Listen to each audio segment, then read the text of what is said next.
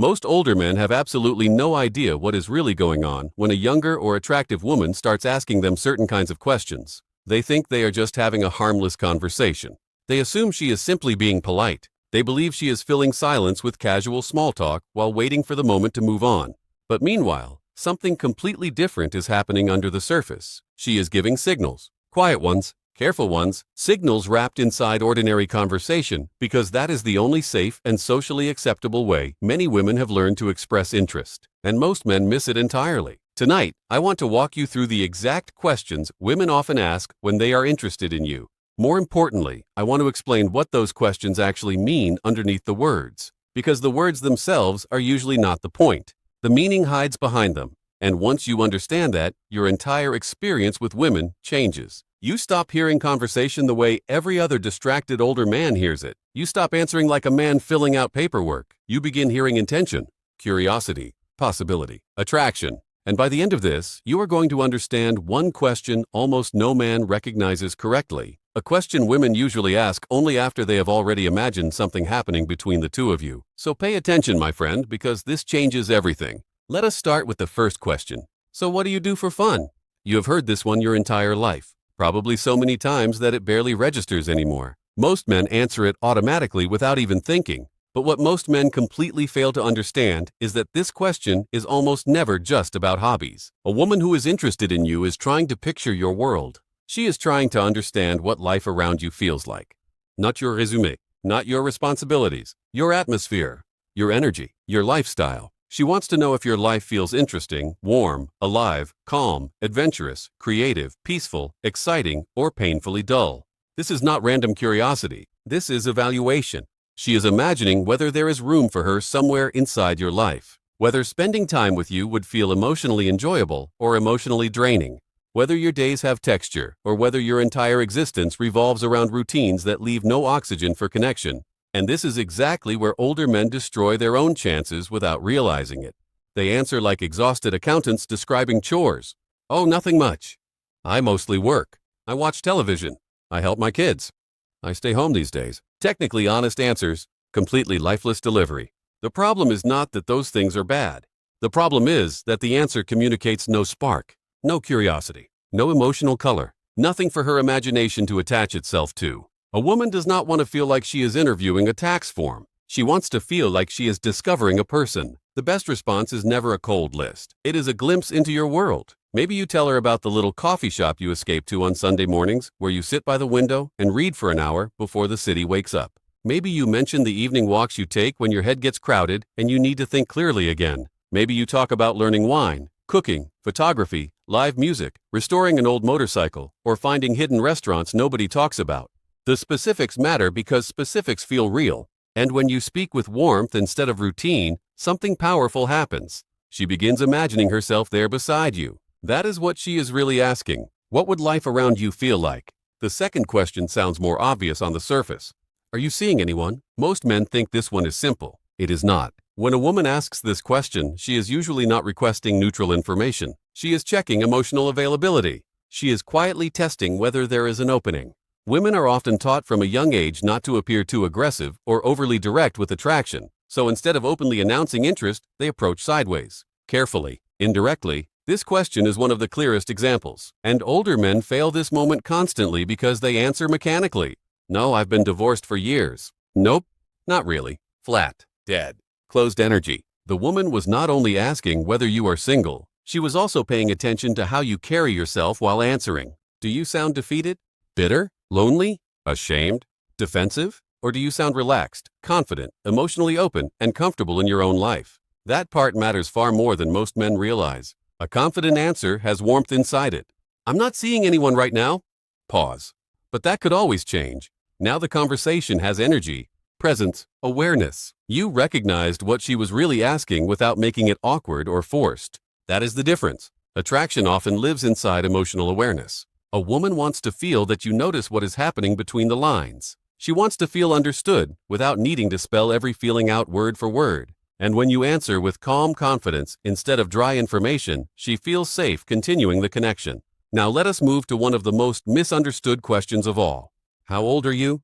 Older men panic over this question constantly. You can watch it happen in real time. Their body tightens. Their tone changes. Suddenly they become defensive or self-conscious. They joke. They dodge.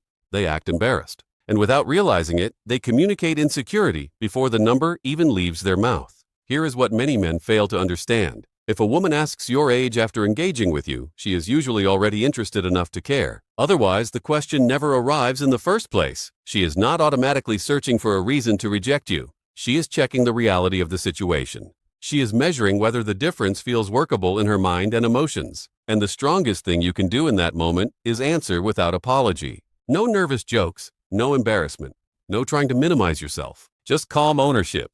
I'm 58. I'm 63. I'm 49. Simple, relaxed, comfortable. Because confidence changes the emotional meaning of age completely. A man who acts ashamed of getting older teaches people to see his age as a weakness. A man who carries his age naturally makes it feel normal and grounded. Women respond to emotional certainty far more than men understand. If you seem completely at peace with who you are, she starts relaxing too. The tension disappears because you removed it first.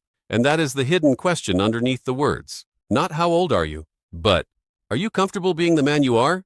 Now let us move to the fourth question. Do you live around here? This one fools almost every man because it sounds so harmless on the surface. Most older men hear it and assume the woman is simply talking about neighborhoods or trying to be polite. So they answer like they are giving directions to a delivery driver. Yeah, I'm about 20 minutes away. I live across town. I moved here a few years ago. Conversation over. Energy gone.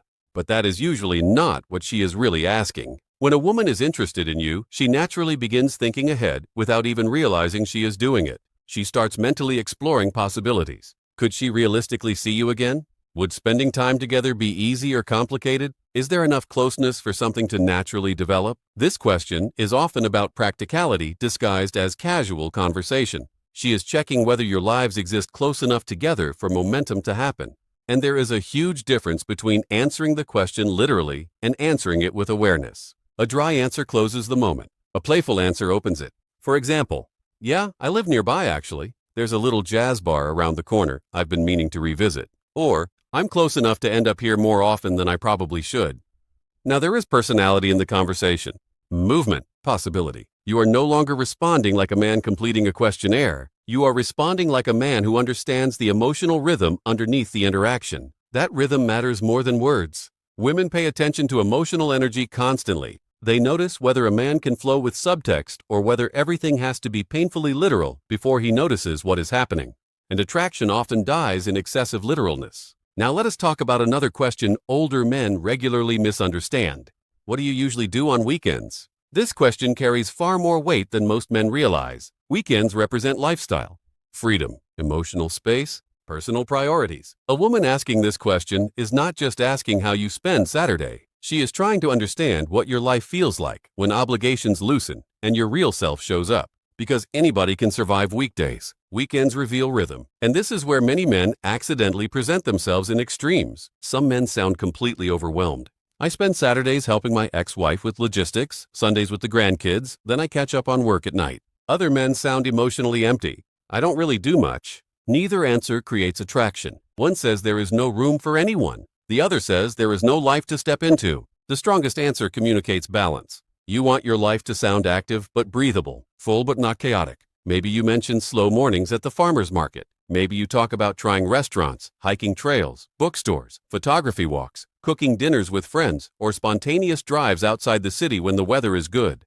The actual activity matters less than the feeling behind it. You want her to sense that your life has texture, warmth, movement, and most importantly, openness. Because underneath this question is another hidden one. If I entered your world, would there be space for me there? That is what she is trying to feel. Now we come to one of the clearest indirect invitations women give.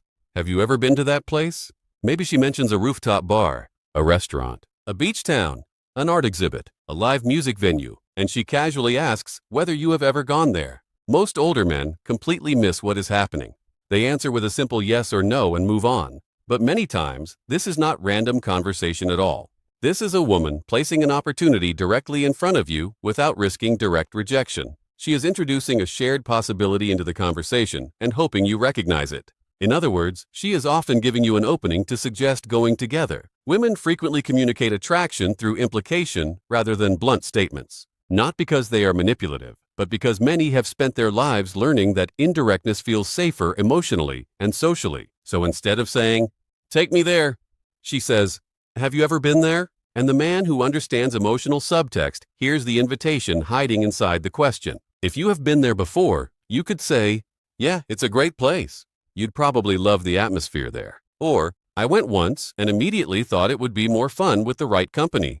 If you have never been there, "No, but I've heard good things. Maybe we should change that." Simple, light, easy. You are not forcing anything. You are simply stepping through the door she quietly opened. And that matters enormously, because attraction often grows through these tiny moments of mutual recognition. A woman wants to feel that she can hint at interest without carrying the entire interaction herself. She wants to feel you meeting her halfway. Now let us move into the final question, the one almost no man recognizes properly. What are you doing later? This question is far bigger than it sounds. When a woman asks this after an enjoyable interaction, especially in person, she is often doing something very intentional. She is checking whether the moment can continue. She is not asking for your evening schedule because she suddenly became fascinated by your calendar management. She is exploring whether the connection between you can extend beyond the current setting. And older men destroy this moment constantly by answering too literally, "I'm heading home. I've got work tomorrow. I'm probably going to sleep early."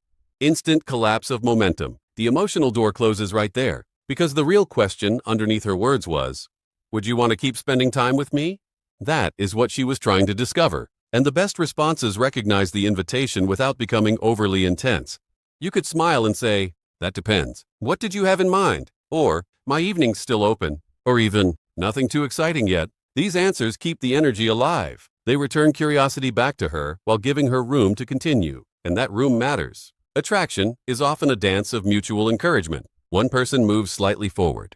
The other notices and responds. Then the first person feels safer moving closer again. That is why emotional awareness matters so much in conversations with women. The men who succeed are rarely the loudest men or the most perfect-looking men. Often, they are simply the men who notice what is happening underneath the surface. They hear tone, timing, pause, suggestion, energy. They understand that attraction is usually communicated indirectly long before it is spoken directly. And once you begin recognizing these patterns, conversations change completely. You stop reacting like a confused stranger, wandering through social interactions blindfolded. You start responding like a man who understands emotional language. That is the real difference. Most men only hear words. Very few hear meaning, and women notice that difference immediately.